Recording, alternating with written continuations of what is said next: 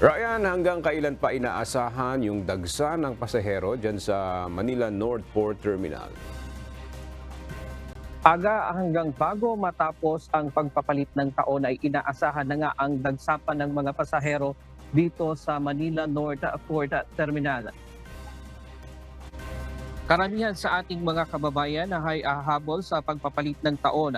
May iba pinilit makauwi noong nakaraang Panglinggo pero puno na daw ang mga barko. Kaya naman ngayon lang sila uuwi ng probinsya. May iba naman na salitan sila ng mga kasama nila na umuwi at inantay muna na makabalik sa trabaho ang mga karelyebo. Meron din tayong mga nakausap kanina na nag-ipon muna ng pamasahe dahil hindi biro ang gastos pag uwi ng probinsya at pabalik ng Maynila. Ngayong araw may 4 na barko na nakatakdang umalis dito sa Pantalan. Bukas ay mayroon na lamang isang barko ang inaasahang aalis dito sa Manila North Port.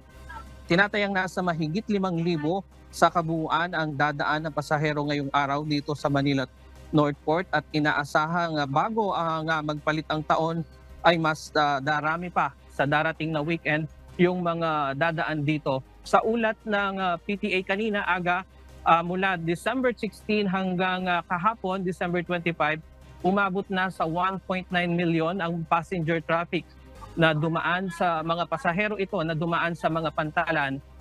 Tinaasahan nila na mas mahihigitin pa yung kanilang forecast na 5.1 million itong holiday season. At yan muna ang latest mula dito sa Manila North Port Terminal. Balik sa iyo, Aga. Ryan, kahapon kasi nai-report natin na mayroon pang mga pasahero dyan yung hindi pa nakakabiyahe kahit na noong Sabado pa sila na nasa terminal na. Sila ba ay nakabiyahe na lahat? Kumusta ngayon sila, Brian?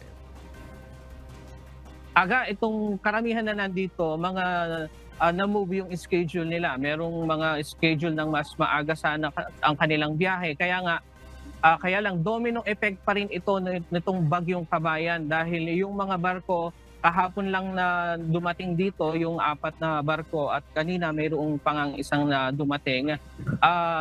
Yung mga nakausap natin kahapon na noong Sabado pa nandirito, kanina ay nakaalis na rin yung iba. Yung unang trip ng barko kaninang alas 8 pasado ng umaga.